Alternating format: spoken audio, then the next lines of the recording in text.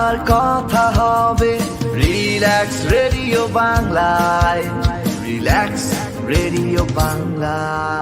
Relax radio Bangla, সারাদিন সারাক্ষণ।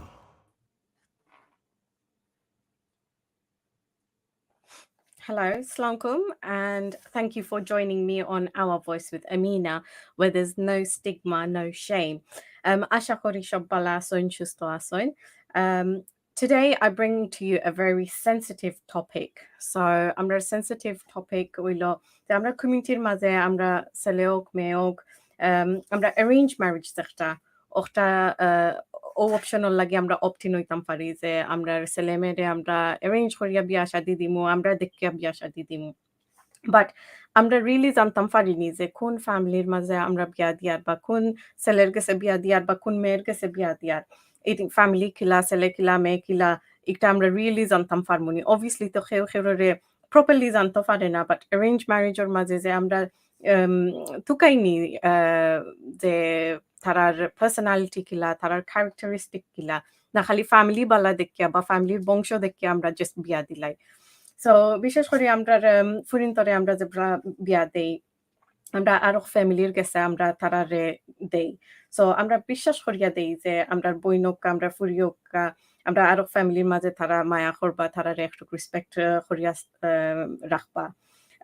কেউ আসইন যে অবভিয়াসলি নিজের ফুরিন্তর লাখানো রাখইন, ফুয়ার বউ হইলেও নিজের ফুরিন্তর লাখান মায়া করইন, রেসপেক্ট যেটা আছে, একটা বাউন্ডারিও আছে, তারা এটা বুঝতে পারেন। বাট কেউ আসইন যে আমরা ফুরিন্তরে অত্যাচার করইন, অ্যাবিউজ করইন, কালচারের নামে হোক অ্যান্ড রিলিজনের নামে হোক, তারা ট্রাই করইন মানুষের কন্ট্রোল করতা বা একটা না একটা এক্সকিউজ দিয়া একটা মানুষের কন্ট্রোল করতা। কন্ট্রোল তো আর কন্ট্রোল, বাট অ্যাবিউজ যেটা অত্যাচার যেটা হয়, এটা অবভিয়াসলি মানুষের কত নমুনার ইস্যু হইতে পারে, যে ফিজিক্যাল অ্যাবিউজ হইতে পারে, ইমোশনাল অ্যাবিউজ হইতে পারে, ফাইন্যান্সিয়াল অ্যাবিউজ হইতে পারে। সো সারা জীবন একটা মা বাবা তারা একটা মেয়েরে কত যত্ন করি ফালোইন, কত যত্ন করি তারা তারার ফুরিন্তরে রাখইন, বাট আরো ফ্যামিলির গেছে তারা বিশ্বাস করিয়া দেন, বাট ও ফ্যামিলি যেবলা ই ফুরিরে হোক আর বইনরে হোক যেবলা অ্যাবিউজ করেন, তারা কত দুঃখ লাগে। সো আমার লগে আইজ আসইন someone very close to my heart. তাইন আমরার মানুষের মাঝে কি একটা ইন্সপিরেশন। সো তাইন although তান একটা সিমিলার স্টোরি আছে, তান এক্সপিরিয়েন্স, তান স্টোরি আমরা কইবা, তান বাট তান লগে মাতবার আগে আমরা একটা ছোট ব্রেক লইয়া আই, আর পরে আইয়া তান লগে আমরা মাতমু।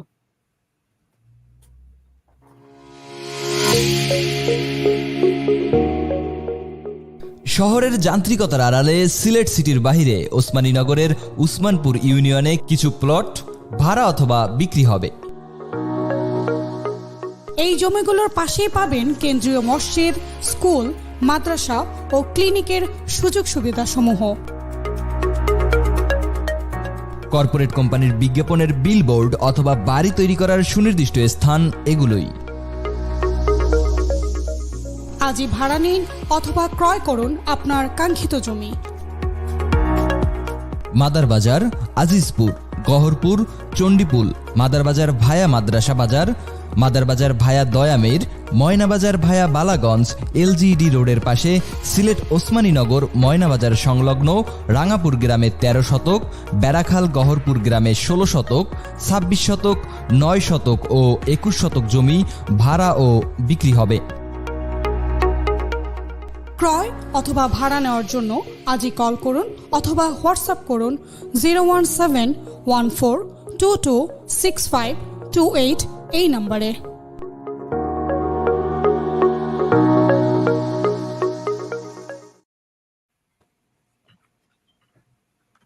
Welcome back, everyone. So আমার লগে আইজ আমার একজন গেস্ট আছেন। So তার নাম for today's show is Princess Jasmine. Princess Jasmine, how are you? Bala Soni? I'm doing well, thank you. Thank you so much for having me on your show.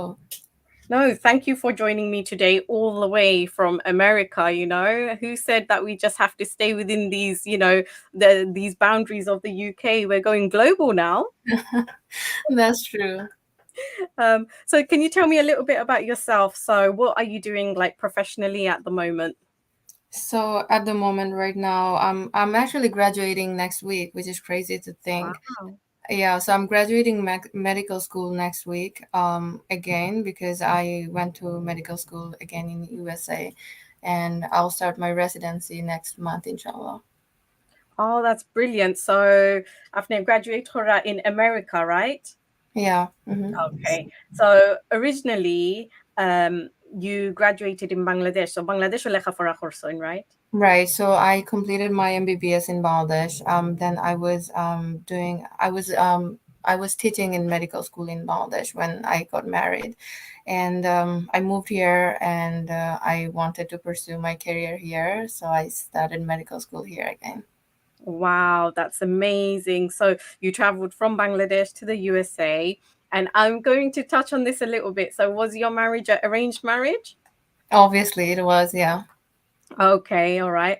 And in terms, before we jump into that, so how was your life in Bangladesh? What is it that you did? Obviously, you were a doctor, you're an MBBS, but Mhm. in your personal time, in your own time, what is it that you would be doing? Yeah. Even as a kid, like I was a very inquisitive kid, so I used to read a lot of like novels and science fictions and crime thrillers, and yeah, I loved like adventure novels and crime thrillers by Agatha Christie, and yeah, just like spending Nice. time with friends and going out to eat and things like that. Okay. And so when we think about like arranged marriages, so obviously that's between two people. Um, However, in your case, it was two people from two different countries and so-called two different cultures. So what shall we consider? So from your experience, when two people in your kind of shoes get together, what is it that we need to consider when it comes to arranged marriages? Yeah, I think when we say two different culture, I think when someone from here or UK goes to Bangladesh, we have this perception that that's the culture is not that different because I think when people goes back to Bangladesh, they kind of embrace the Bengali culture in them, and we don't really know how their life is here in USA or there in UK. And I think it's very important to be honest with people and kind of tell them how exactly you are as a person and what kind of lifestyle you have, because I think what happened with me was I had this perception of this person, and thinking they have, you know they're very Bengali, or they're very like Mm. religious or something. And I think a lot of times it was that perception was given by the parents, be like, oh, my kid always prays or this and that, and then you come here and the lifestyle is very different. So I think it's important to be honest with that and find a person that's your own level of religiosity and your own level of tradition versus modern. And so it's just for your own good, right? Like if you want that marriage to work, I think it's very important to be honest with that. So do you think like sometimes and obviously this is your opinion, we're not saying what we're saying is totally like factual, but in your opinion that sometimes parents from abroad, so when we're saying like USA, UK, Europe, they take their children to Bangladesh to get married because it's a way of fixing them from whatever culture they're in abroad? Yeah, it could be. For my situation, I can only speak from my experience. What happened was, and I have seen it around happening as well. Like people, like parents, kind of emotionally blackmailing them into getting married in back home, and thinking that that person will come and kind of get them like Bengali culture more or something like that. And sometimes they don't even want to do that, but they just want to appease to the parents and get married, or yeah. And I think it's a bad idea for both person, because Mm. if they're very different, and you don't know what you're getting yourself into until you come here, and then you realize how different the culture is. Yeah. So mancheto tarar fuwa furin tore Bangladesh niya biya din mono thoroi no Bangladeshi bo faile Bangladeshi daman faile like oh amar fuwa ঠিক হই যাব আমার ফুরি ঠিক হই যাব because তারা abroad থাকিয়া নষ্ট হই গেছে ও তারার কালচার নষ্ট হই গেছে so again এটা ঠিক নাই obviously from our point of view but in your point of view from a professional point of view and your personal point of view when you saw some of that in Bangladesh, I'm assuming, when in your marriage. Yeah, and also I think even in Bangladesh, I feel like people like parents who immigrated like 30 or 50 years ago, they have this idea of Bangladesh they're holding in their mind, which is like 50 years back in time.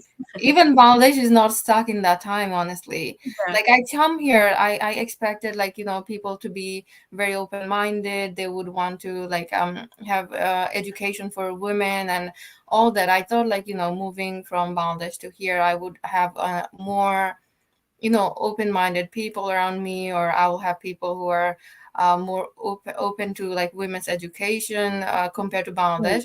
But I come here and I see there's like some people, not everyone, but some people, they're stuck in Bangladesh 50 years back in the village. Like they haven't moved on. The tradition that they're holding on to so dearly, close to their heart, is not even Bengali tradition at all nowadays.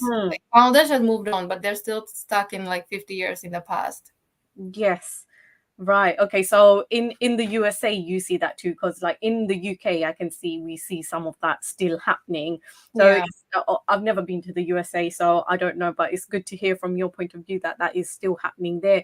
Because in the world, we think like the USA has moved so forward, and especially the Asian community, they're so modern, they're so like forward in the way that they think.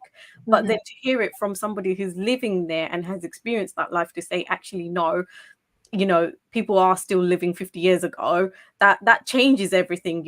Everything that I've heard about the USA and the Asian community is kind of like making me think, oh, really? Like, how comes they haven't moved with time, I think it's only the outside that moves with time, and at home they just keeps holding on to those traditions very dearly. And I interacted with some of my friends who grew up here, and they had the same experience with their parents. And when I tell them, they're kind of shocked. I'm like, even people from Bangladesh have moved on from those traditions, but they're holding on to something that was in the past and not anymore. Yeah. Right. So when we're looking at arranged marriages between people who are from different parts of the world as such, what should families then consider? So would you say, so you kind of touched on it that, you don't actually know what they're like in their own countries. Would you say that they need to do more research? And how would you say that, what is it that they need to research? I think more than research, I think it's vital for, even if it's arranged marriage, it's very important for them to spend time together and get to know each other. It shouldn't be like a rush marriage. What happened in my case and most of other people is someone from abroad, they go for a really short time, and then the wedding is like really rushed, which I wasn't ready for. And I think people should take some time, to get to know each other and to get to really know the person and see if they're a good match or not. So like ura tara koriya biya dita na basically, like aro dekho duyo manchore time spent korte deo together to see how compatible ne. Yeah. Okay. All right. So we're gonna take a short break and we're gonna come straight back to continue our discussion. So stay with us. Thank you. For excessive research and bad experiences, he finally found out Sure Secure, the best CCTV security service systems provider. They have experience over 15 years long. They provide quality and professional security installations, from intruder alarms to CCTV systems, in addition to access control. Their products are of the highest quality, using up-to-date technology equipment range. Their CCTV range allows for live viewing, playback, and the ability to digitally zoom using high-definition images. The CCTV images can be monitored in crystal clear Full HD 1080p and 4K quality with a smartphone, tablet, desktop computer, or even your laptop. With Sure Secure, now Bob can check up on his properties remotely from anywhere in the world. After each installation, they make sure that you are fully trained in order to use the equipment and respond quickly to any fault. Whether you're looking for domestic, commercial, or industrial services, Sure Secure will design and build the perfect security system for all your needs.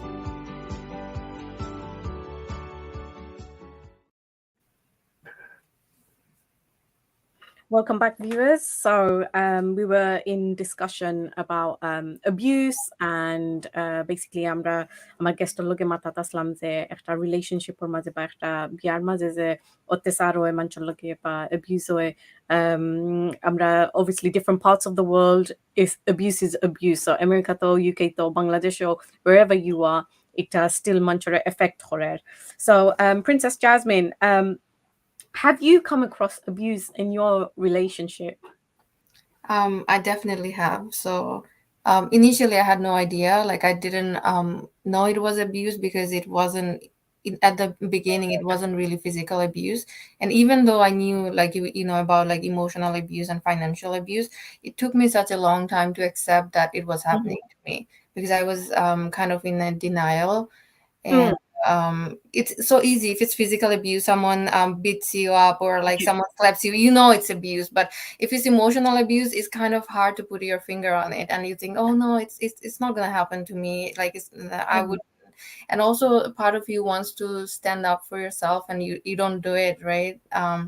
And Absolutely. I was kind of in a denial for the longest time. And even though like some of my family members pointed it out that it's not a normal thing to happen in marriage, there were other people who kind of normalized it and be like, oh, this happens in marriage and it's just normal. You have to be more kinder, you have to smile more, you have to dress up more or something and it'll go away.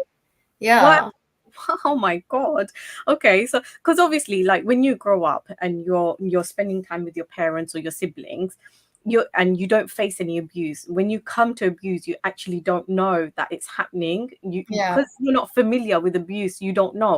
And even in your professional background, so somebody but somebody from your kind of experience in your education, even you found it difficult to identify the signs of abuse. Yeah. And So even though I knew about and I studied about like signs of abuse and how to identify them, even for me to accept that it was happening in my life, it was really hard to accept it. And it took me longest time. I would like listen to I would watch YouTube videos about abuse, and I would listen to all these signs, and I would see that in my life, but still it was hard to accept that it was actually happening. So in terms of your experience, so did you kind of face this straight away, or was it when you went to the USA? Is that when you started seeing the true colors of your relationship? I wouldn't say it was right away. Right away, it was I think with his family members. It started very slow. It was like emotional abuse at the form of like making fun of my family or my parents, or making fun of my looks, or or saying I don't know how to speak English, I can interact with Oh my people. God.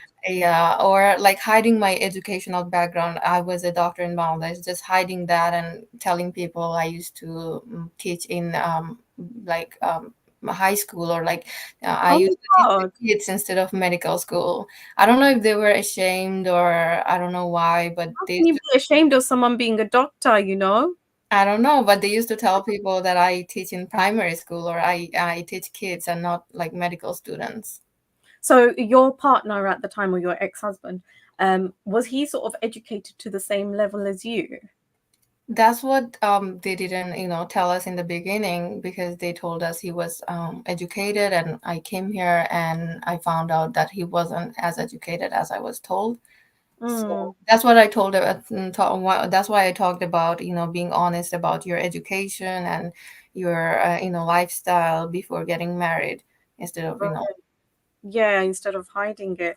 That's such an odd thing. Like, that's the first time I've ever heard in our community someone hiding somebody's qualification, because, people are so proud to say, oh, my son or my daughter is a doctor, or my son-in-law, my daughter-in-law is a doctor or a barrister or a teacher. In our community, they're seen as, I'm not discrediting any other, profession, but they are the professions that are seen as, like, up there basically, and something to be proud of. So it's so odd that somebody would hide that.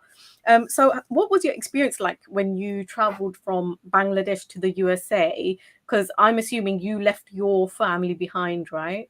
Yeah, my family, my friends. So I think what people don't realize as an immigrant, you are gay. I guess people think about, okay, you're moving from underdeveloped country to, like, a very Mm, well developed country, and you have all these opportunities that you didn't have in Bangladesh. But people don't think about, losing your family, your friends, everything you know about this place, right? And then mm, coming to a completely new country and different culture, and it's definitely a huge culture shock coming here.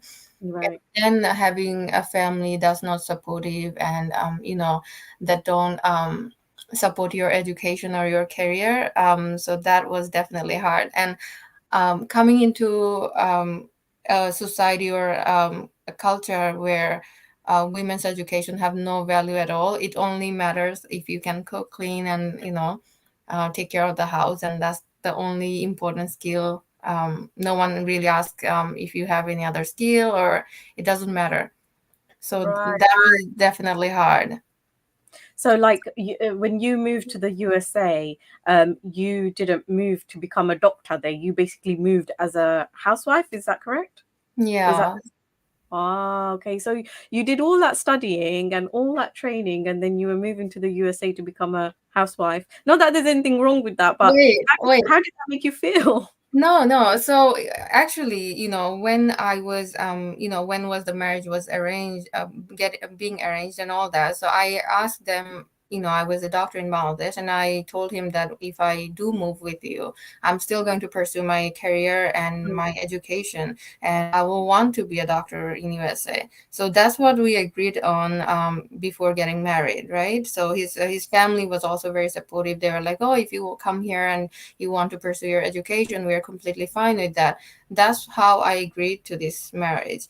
And so and then obviously I even took the GRE, which is like the exam that you have to take if you want to pursue like master's or PhD if you're here. So after I got married, I pursued GRE because like it's wherever I am in the world, like I would always want to have my education and my career. So I was thinking about, like, after I move, I will pursue my career. But after, like, once I was here, everyone changed, and they were like, Mm, oh, you have to stay home, you have to cook, clean. Initially it wasn't very clear. They were kind of like, okay, you can study, you can do what you want. But then I found a job, I wanted to do it, and they were like, no, you can't do that. So right. initially they weren't just telling me completely like, oh, you can't pursue this, but over time it became clear that they are not going to let me. All right. Okay. Wow. So, when you're pushing your dreams and your aspirations to a side, um, did you feel then trapped in the marriage because you had moved abroad, you've left your family behind, and now you basically joined this family who just want you to cook and clean? Yeah, definitely. And it's I definitely feel very trapped, and it felt like I can't decide anything for myself. It's not just about my career. It was also about like what kind of clothes I can wear, or like what kind of makeup I can wear, because I have brown skin, and sometimes it was like, oh, why don't you put like more lighter makeup so you can look lighter. Oh my And God. yeah, because Wow. how in our culture it's you can look pretty only if you're fair skinned. So Fair skin. yeah, so it was all that, and then I didn't know how to cook when I first came here, so it was a big problem. But I learned it doesn't take that long to learn cooking. I mean, you're a doctor, you've, cooking would be, right It's something very easy. for It's you. very easy. Yeah, Exactly. it's not Exactly. that So hard. how did your family feel about it? Did you manage to speak to your family about what you were facing once you had moved to America? Initially, I didn't. I talked with some family members I had here because I knew, like, my mom would stress out more Mm. if she knew, what's going on. I think that's some mistake that a lot of girls make after getting married. They don't want their parents to, stress out, Mhm. so they kind of hide it from them. So that's what I did. I also didn't tell my mom or my, like, immediate family members, but I shared with some family members in USA. I thought they are here, they can, understand it better. Mm.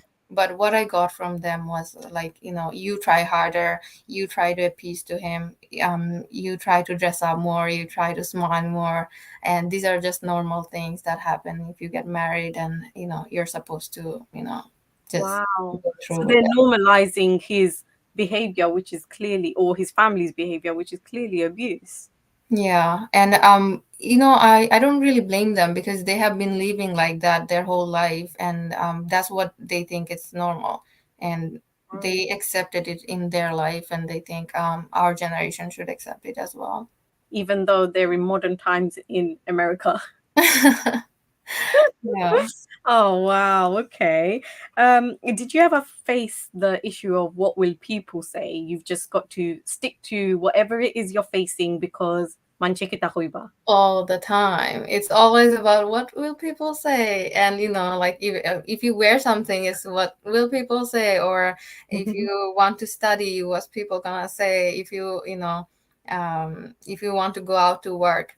So after I came here, I found a job within like a few blocks of like within walking distance from the house, and even then I had to, like, talk to his mom and kind of appease to her, and so that I could work there.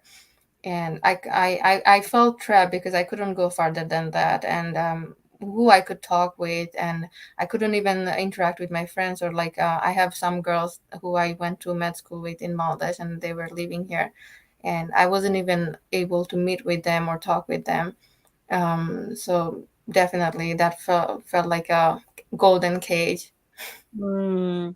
So always ও জিনিসও থাকে আমরার কমিউনিটির মাঝে যে মানছে কিতা হইবা, isn't it? So Mhm. জেসা তা কিনতো, জেসা তা খাও, জেসা তা করো, খাম করো, whatever it is, it's always this thing যে মানছে কিতা হইবা. So I've found the same theme and the same kind of issue within our communities with the people that I speak to, with some of my guests that actually also have been on here, and some of my future guests. So I wonder what it will take for us to come away from that. Yeah, and a lot of times these women are so smart, so capable, and Mm. only thing their relatives or their parents are doing is dragging them back. And they could achieve so much more in life just if they had, a supportive family or supportive like relatives or in-laws. I Mm. wish they had that. Some of them are pushing it, some of them are not Mm. caring what people are going to think, and I think they can achieve greatness. So in your sort of ex-in-laws, did they have like girls that they were happy to push forward, but then they were kind of holding you back? Yeah, so in their family, they had a daughter, and they said they would even pay for nursing school if she was willing to go. But Wow. for me, it was very different. So Uh, it's a different law for the girls in the family, but not not for it's a different law yeah, for you. not for daughter-in-law, because I got into med school and then I had to cancel it because they basically told me if I went into med school, I'll have like he won't have he didn't want to go keep this marriage at all. So I canceled the medical school admission, and then he told me later that he doesn't have any intention of keeping this marriage anyway. Oh no, that's awful. I'm so sorry you had to go through that, But on the positive note, you're still here and you're carrying on strong, right? So Yes. right. So in our community, okay, so as we go, slowly move on, would you say that we have this lack of education or a lack of understanding or valuing women? Yeah, that's for sure. Like, and I feel like all these families have really strong talented women, and they're just holding them back. And they don't, even if you're educated, they don't really value that, as long as you can, have, if you don't have the other skills. They only care about if you can, take care of the household stuff. That's all they care about. Yes, but then when they look for a bride for their son, they want a doctor, a teacher, a lawyer, but they want them to sit at home and cook and clean. Exactly. I don't understand. Like, if you want only this skill, why not look for that skill and find someone who has exactly those skill, and they're more than happy to stay at home? Why go find someone who has, it's not like, I don't want to cook, clean, and take care of my family. I do, but then I also want to do other stuff, and I want to have my imprint in this world in other ways as well. That doesn't mean like, I don't want a family, or that I don't want to take care of my children, nothing like that. But it's just saying, okay, that's only thing you have to do. You Have to just do. have to stay home, cook and clean, and do nothing else.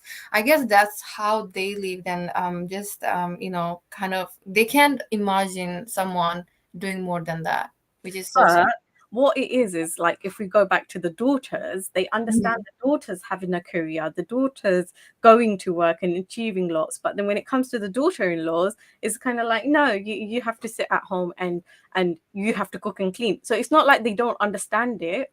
Yeah. They It's choose not to understand it. exactly. It's a very different rule for the daughter-in-laws. And we talk about women empowerment and everything, and I feel like a lot of times women are holding each other back. The more, like, most problem I faced was from my mother-in-law, or a lot of, like, friends that I talk with.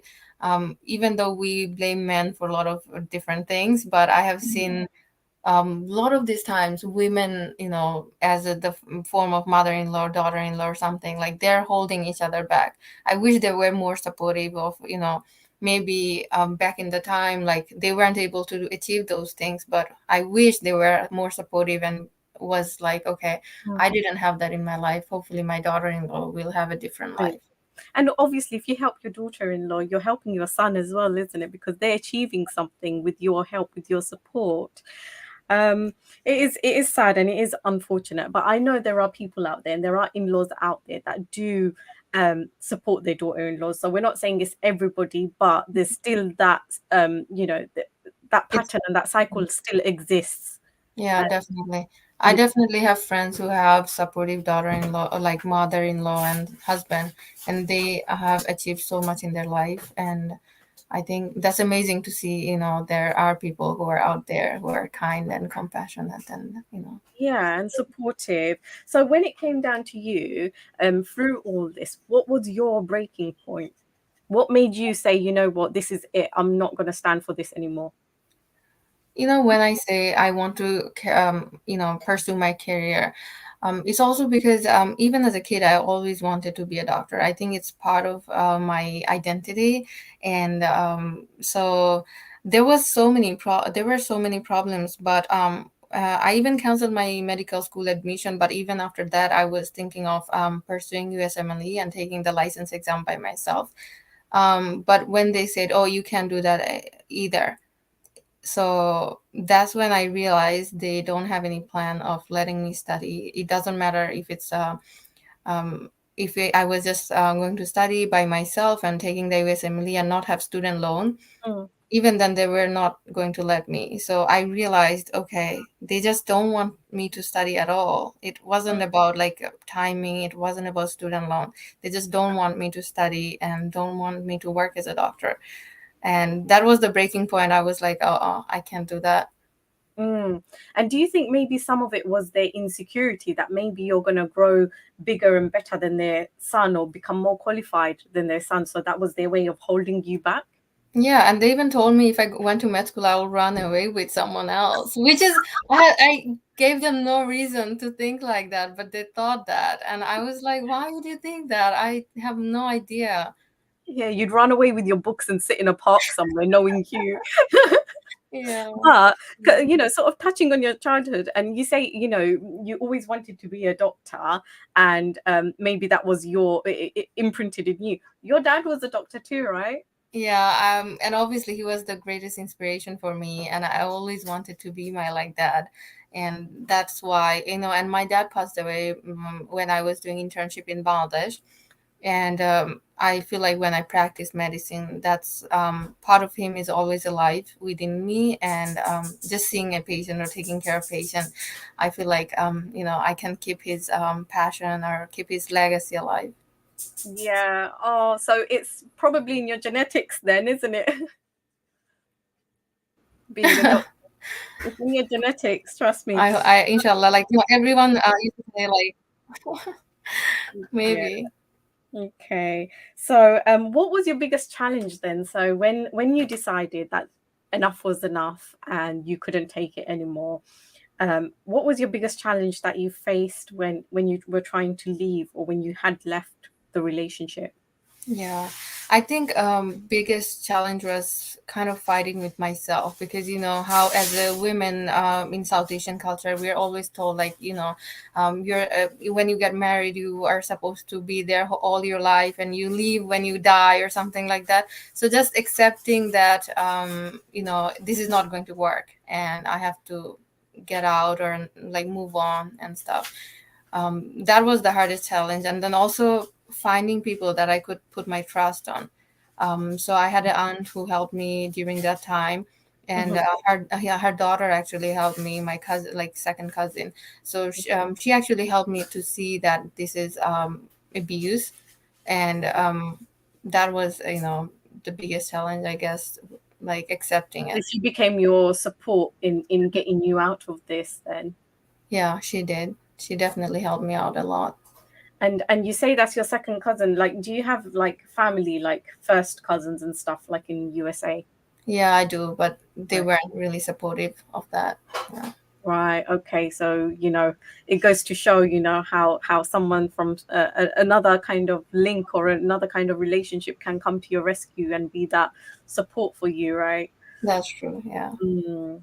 Well, good on her. Good on you as well. Good on her for helping you out. So how did your friends react to all this? Were they quite supportive?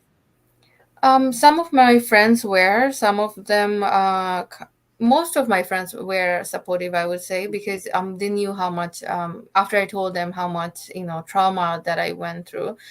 Some of them weren't supportive in the beginning because they thought like, okay, this is maybe it's overreaction, maybe it's not that bad, because I didn't tell them, what was going on in the house. But once they knew, then they were like, oh, I don't know how you endured through that, all that.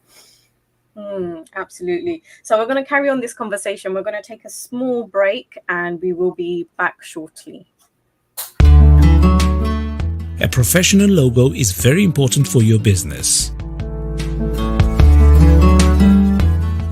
because a logo expresses the company's identity.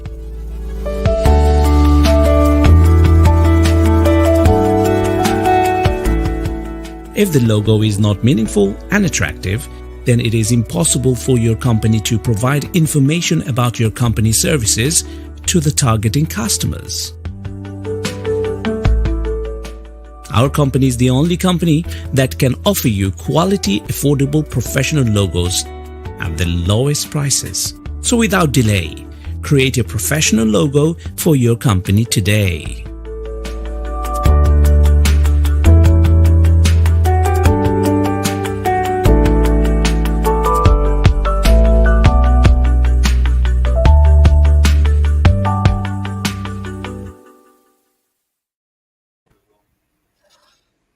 Welcome back, viewers. So we were in a conversation with Princess Jasmine. So Princess Jasmine, if we go back to you, what was your strength and what made you carry on? I think just having that goal, that I want to become a doctor here. And when I was going through, divorce and separation and all this, heartbreak, um, I think that was my guiding star. I took that exam again to get into medical school because I canceled admission the first time.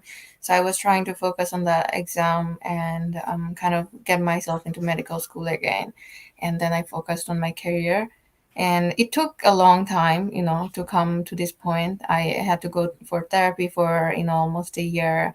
Right. Um, Yeah, it was obviously it was very traumatic. It's not like, just it's not that you get divorced and that's it, like you're healed from that trauma. It takes a long time, but I'm very happy that I took that step and I came this far. I have seen or met other women who were stuck in those situations, and they already have kids, and they have never had that courage to leave. And the kind of life they're living, I'm happy that I didn't settle for that. Yes. Well, you went through your healing process, and the biggest step for you was to make the decision that you are going to leave, basically. So I Yeah. think that's the biggest challenge, and then the rest of it sort of falls into place. And also recognizing that you needed to go to counseling because you've been through a traumatic experience and you need to get it out your system, basically. Mhm. So well done to you, and hopefully people listening to this can also take something away from this and be like, actually, if I am in the same situation, I've got nothing to lose. Someone else can do it, I can do it too. So when we talk about abuse, we talk about abuse between a man and a woman. There, beta betin ma there, abuse tahe. But actually between women and women, abuse tahe. So you said where your mother-in-law held you back and things like that. That's another form of abuse. But we have heard and seen of abuse within the community where it's actually physical abuse. Mhm. So people need to stand up for themselves, but more so, if a mother-in-law is abusing a daughter-in-law, should the husbands stand up and say something? Of course they should. And I feel like, physical abuse, it's easy to spot, but emotional abuse or financial abuse are always harder to spot. And when someone is being abused, it's they're broken down, their confidence is broken down to a point where it's hard for them to stand up for themselves. So I think, if for any one of us, like if we see abuse in our family, it's our responsibility to stand up for it. Even, maybe it's a daughter-in-law in the family, and maybe you are the daughter in the family. Mm, I would, encourage you to, step up for her. right. So in your situation, you basically left the marriage, or was it that he did not no longer want to pursue it because you were It too? was Yeah, it was him not wanting to pursue the marriage anymore, and they basically forced me out of the marriage. Okay. And if he wasn't the one that was leaving, would you have just tolerated it? I wonder about that sometimes. I could have, tried to stick with it. And in an abusive cycle, it's so hard to see that you cannot change a person, because abusive cycle is very classic. And if someone knows it, they would know. Like, it's they would treat you a little, they will treat you bad. But once you are at to the point where you want to leave, they will dangle the carrot in front of you. They will treat you a little nicely. They'll breadcrumb you, and you will doubt yourself. Mhm. You'll doubt, and you will not want to leave. That's how people end up being in an abusive relationship for like 10 years, 20 years. But if you want to leave, you have to see that cycle. When I went to therapy and I told my therapist, it wasn't always that bad. And he was like, okay, it was good sometimes, but how much percentage would you say like it was good? And I was like, maybe 15%, 20%. Wow. And he was like, you see, that's not enough, right? And I'm out of it now. I can say it, but in that time, I would Mm, hold on to that, like, that 10% or 15%, and think like I can change it. yeah. Right. Okay. So you were willing to give up your dreams and your hopes if it meant saving your marriage. I maybe but I would have been so unhappy, but or like I could have like lived like life of a zombie or something. But Mm, I honestly thought I could, maybe change him, or maybe change how they think. mm. So when you went into this marriage, what was your expectation of this marriage versus what was the reality? Obviously, the reality you've given us some of it, but what were you expecting? Yeah, when I talked with him, he came off as a person who's very open-minded. So he told me that he loves that I have a career that I want to pursue. He said that he doesn't want someone who would just want to sit home and like just cook, clean, and do nothing else. He said he likes that kind of woman who has a goal, has a passion towards wants to work towards something. So I thought that's the kind of man that I would want in my life, and I thought his family would be supportive as well. So that was my expectation, and then the reality was very different. Right. So when we talk about, obviously you've gone through your healing process and you're alhamdulillah in a very good position now. You're in a better position than you were back then. So basically life after divorce and a traumatic experience, tell us, what are your next steps? What have you kind of seen for yourself, foresee for yourself? I right now I'm thinking about my career, as in like I'm starting residency next month, and I want to finish that. 10 years down the line, I have this goal of establishing a hospital back in my village where my dad is from. Hopefully that happens, inshallah. And personal life, hopefully I meet someone who is in the same mindset as me. If I don't what my therapist said is, it's okay to have high standard, don't lower your standard, you won't be happy. It's okay to have high standard, but be open to if you don't find anyone in your standard, it's okay to be alone, or it's okay to be by yourself. You don't I don't think I have to rush into finding someone else or Absolutely. like that. Absolutely. Especially if you're happy the way you are. You'd rather be happy being on your own than be unhappy and being with somebody, you Exactly. know. Hmm. Or even worse is being with somebody and being lonely in that relationship. That's even worse. I know, even I felt that, or I have known people who have felt that you are with someone and you still feel alone. I think that's even worse than being by yourself. And Absolutely. Absolutely. When you're by yourself, you can be like, okay, you can almost make yourself understand, oh, I'm by myself. So yes, being lonely is part of that. But when you're with someone and they're just, literally sitting across the room from you, and you're on your own, or you don't enjoy things together, you don't do things together, it feels so empty. yeah, it's like a hole in your heart. Yes, yes, definitely. Right. So we have some questions. Well, not questions, but comments from our viewers. Someone saying it's behind every successful man, there's a successful woman. This is also true for every successful woman. There's a even more successful man supporting and guiding their spouse through adversity and challenges that comes. And that's from Anan. Anan, we totally agree. Of course, there's the saying that behind every successful man there's a woman, but I do agree, success works both ways. Yeah, definitely. And it's so much easier, if you have a partner that's supporting you in your pursuit of, in any way.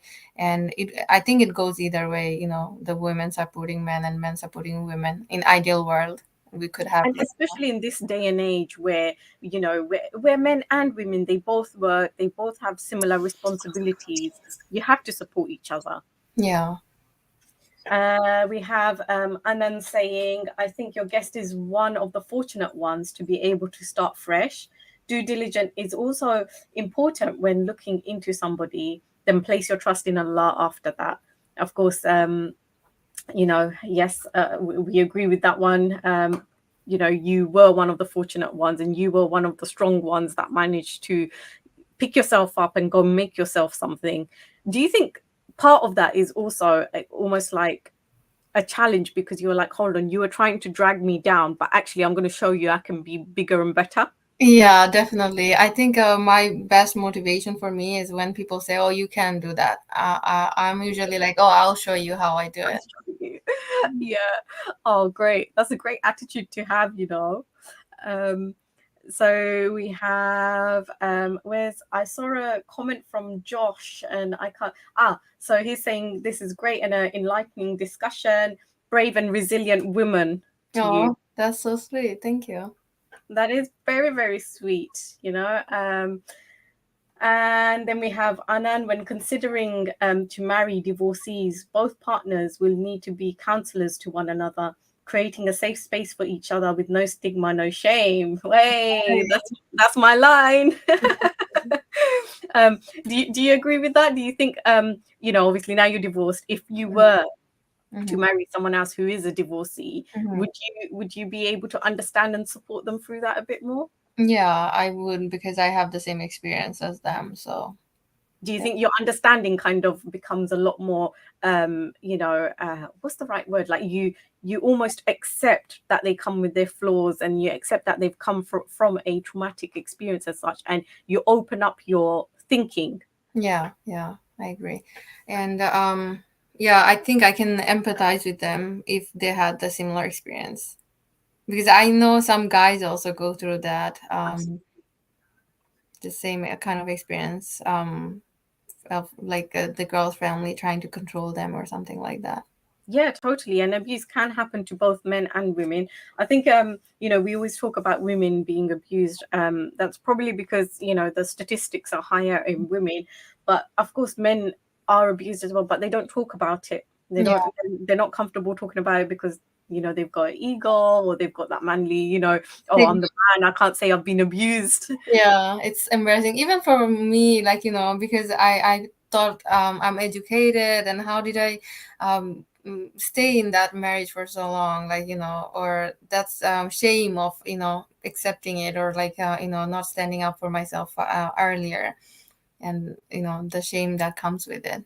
I think also that healing experience is also forgiving yourself for for for putting being in that for being in that situation, for allowing that to happen to yourself. And also I think that was me taking the ownership of that situation as well. Like, I can't blame other people and be like, oh, they did it to me, but instead taking the ownership and being like, okay, I allowed myself to be in that situation, and kind of accepting it and moving on. Sorry about that. I don't know what happened there. That made me jump up. That made me jump up. So, in terms of your family, so now that you are in the position that you're in, and you've come out of this abusive relationship, and you're doing, alhamdulillah, so well for yourself, are they supportive? How have they been? How have they reacted to your experience? For my immediate family, they're always very supportive. They always want me to be happy, and want me to have the things that I want in my life. It was my extended family members or relatives, what people are going to say. So there were people in my life who tried to say certain things, and now they kind of shut their mouth because of like where I'm right now, and things that they talked about and proved to be wrong already. So yeah, alhamdulillah, they're very proud of how far I've come, and yeah, they're happy. I mean, even I'm proud of you, man. Girl power. Thank you. Girl power. So, as we slowly come towards the end of the show, how would you encourage women to stand up for their rights and pursue their dreams? I think it's first they have to have trust in themselves. They have to know that they can do it, even though people around them will tell them, you can't do it, or you're not smart enough, or it's what people are going to say, or they're going to laugh, or they're going to say you're bad women, or noshto Yeah. something like that. It's just letting go of people expectation of you, and seeing, knowing what you are capable of, and going after it, and not letting other people's expectation of you dictate your future. Absolutely. So you need to be in control of your future, and you need to forget. Manche kita hoiba, kita joiba. You need to, because actually, at the end of the day, who are these manusha? Are they paying our bills? Are they paying our life? Are they walking in our shoes? They're not. And actually, when you become somebody, and you become someone big, they all want to know you then. Yeah, that's true. And also, as long as you're a good person, and you're kind, and you're not doing anything that's morally wrong, I think it's perfectly fine. Absolutely.